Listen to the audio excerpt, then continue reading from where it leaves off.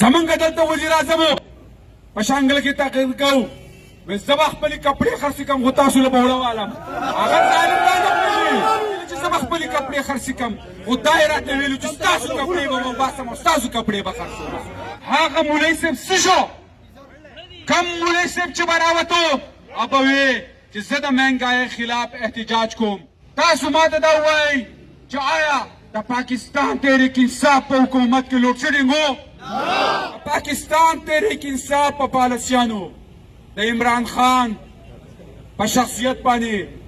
د چاینا او د ترکیې او د سعودي عرب او د رشیا د دې خلکو دومره اعتماد دی چې شاه محمد قریشي زمونږ اوس هم وزیر خارجه دی بیا به ومي هغه یې غوښتی هغه ته ویل چې ته راشه موږ ستا سره خبرې کوو زما وروڼو نن چې موږ د مټې په الله اکبر چوک کې راجمع شوي یو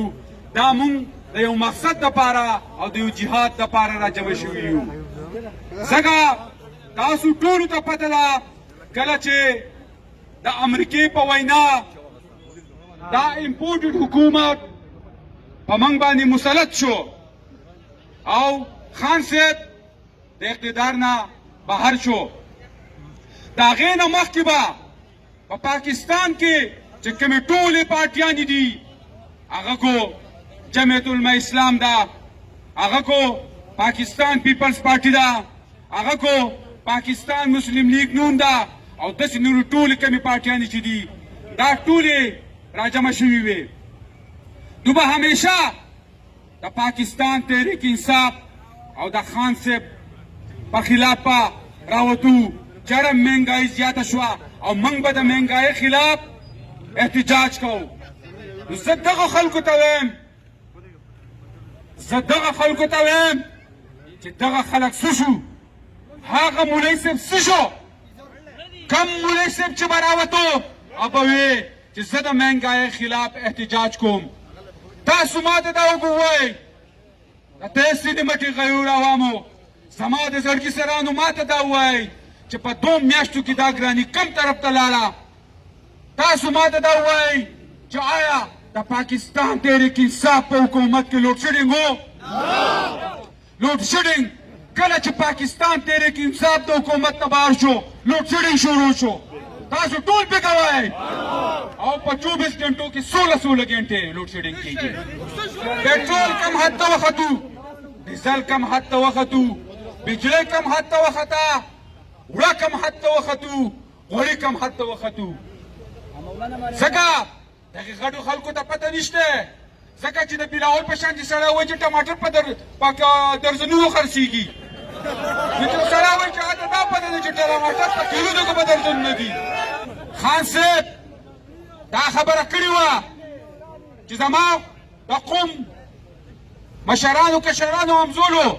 زه خو به دا هر څه برداشت کړم آیا تاسو به برداشت کوئ تاسو اوس دا برداشت کولی شئ دا د برداشت قابل ده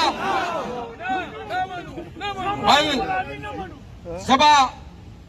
دا خبره وکړم د صحت کارت متعلق نن زمونږ وزیر اعلی صاحب یو بیان ورکړی دی چې یاره مرکز ولګېد زمونږ په پنډې ټاکه وواله ځکه د هغې د وجې نه کومه قبایلي اجلاس چې زموږ سره زم شوي وو په هغې کې موږ ته د فنډ کمی راغی په دې چوک کې به د ګرانۍ خلاف شین زیړ تور سپین ټول به راجمع شو یو ورځ پکې یو چغه کړه مولانا مریم نواز خیر هغه جسته و ګناه نه و زما وروڼو وایي پاکستان د ګرې لست نه ووت دا د عمران خان هغه پالیسیانې وې ځکه چې زه تاسو ته دا وایم چې زمونږ چې کوم وزیر خزانه و هغه مخکې ورځو کې غوښتی شوی او دا ورته ویلی شوي و ترین صاحب چې هره ته راشه زمونږ سره کښېنه چې موږ د IMF سره زمونږ مذاکرات وکړئ ای ظالمانو هغه ورته ویل چې وروره حکومت خو ستاسو د خپل مذاکرات کوي زما نه څه غواړئ موږ خو فعلو تاسو راغلي وئ نو دا د دې حکومت حل دی بله د پاکستان تحریک انصاف په پالیسیانو د عمران خان په شخصیت باندې د چاینا او د ترکیې او د سعودي عرب او د رشیا د دې خلکو دومره اعتماد دی چې شاه محمد قریشي زمونږ اوس هم وزیر خارجه دی بیا به ومي هغه یې غوښتی و هغه ته ویل چې ته راشه موږ ستا سره خبرې کوو زمونږ دلته وزیر اعظم په شانګله کې تقریر کوو وایي زه به خپلې کپړې خرڅې کړم خو تاسو له به وړوالم هغه ظالم دا نه ویلي چې زه به خپلې کپړې خرڅې کړم خو دا یې راته ویلي چې ستاسو کپړې به وباسم او ستاسو کپړې به خرڅوم دا مهنګایي ده زه د ټول پاکستان د KPK عوام ته او د تحصیلي مټ غیور عوام ته دا وایم چې دا مهنګایي یوازې د پاکستان تحریک انصاف د ورکر یا د هغه د ووټر په کور کې نه ده دا د هر سړي د هر کس په کور کې دا مهنګایي ده دغه خلک دا ګراني د هر سړي په کور کې ده دوایي ګرانه شوه عام سړي د غریب سړي درې بنیادي مسایل دي د هغه صحت د اسپتال د ماشوم د سکول او خېټه خېټو کوي تاسو ما ته دا ووایئ چې نن سبا د دوایانو څه حل دی د سکول له کتابونو د پیلونو څه حل دی زما وروڼو یو طرف ته د بعضې نیم خلکو بجټونه زیاتېږي او د غریب سړي د تعلیم په مد کې د صحت په مد کې زموږ بجټونه کمیږي ولې عوامو زما د پاکستان تحریک انصاف ورکرانو او د تحصیلي مټې غیور عوامو ځان وپېژنئ موږ له پکار دي چې موږ په دې وخت کې د عمران خان څنګ په څنګ ودرېږو ځکه چې دا کم حالات روان دي داسې نو چې موږ هغه حالاتو ته لاړ شو ځکه په جرمني کې کله چې جنګ عظیم دویم وشو نو هلته کسد بازاري تونه راغلې وه چې خلک به کله سودا راوتو بازار ته نو په ګاډۍ کې په لاس په ګاډۍ کې به پیسې راوړې نو خلک چې به غلا کوله هغه پیسې به دې ګزارې کړه او ګاډۍ به یې تختوله داسې نو چې پاکستان هم هغه شي نن د پاکستان 2.5 روپۍ د بنګلادیش د یوې ټکې برابر دي موږ د 2 ټکو پاتې نه شو بنګلادیش هم زموږ نه مخکې شو زما ورونو دا جذباتي خبرې نه دي په دې لږ سوچ وکئ په کور کې غور وکئ چې آیا د دې ملک په څه جوړېږي زما د بچي مستقبل به څه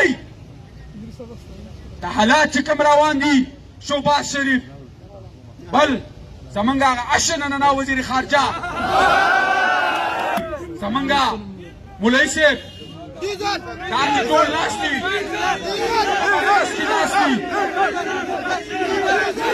وایي الله پاک د هغه قوم حالات چېرته نه بدلوي کوم چې خپل حالات په خپله بدلول نه غواړي کوم ما او تا خپل حالات نه بدلو همداسې به ګرځو همداسې به یو هم په ظلم کې به یو هم دا ظلم به په موږ مسلط وي دا ظلم په موږ مسلط شوی ولې دی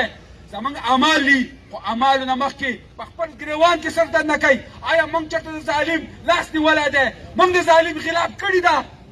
اوس هم خلک په کور کې اوده دي نه ګوري دې ګرانۍ ته چا کتلي دي دې ګرانۍ ته ګوري ولې دا ګراني د پاکستان تحریک انصاف حکومت کې ده د پاکستان تحریک انصاف د ورکر په کور کې ده او سپورټر په کور کې ده دا ګراني په ټول پاکستان کې ده نن به موږ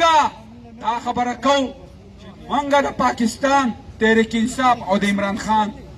د پر نظرې لاندې به انشاءالله العزیز چې کله عمران خان صاحب دویم پیر کال وکړو موږ به اسلام آباد ته ځو زه دا خبره بیا کومه دا کومه ګراني چې ده دا کم ګراني چې په موږ باندې راغلې ده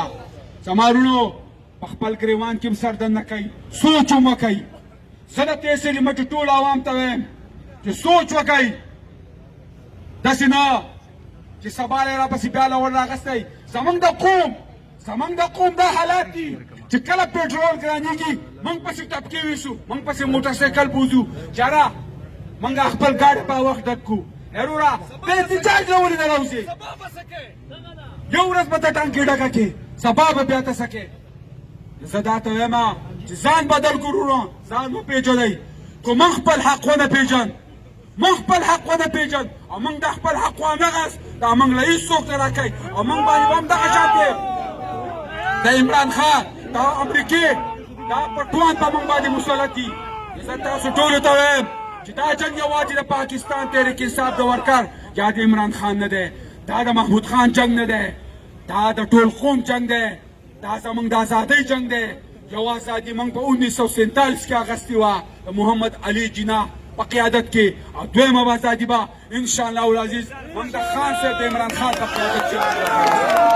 حق وپېژنئ د خپل حق تپوس وکئ که موږ کله د خپل حق تپوس وکړو نو بیا به ایستی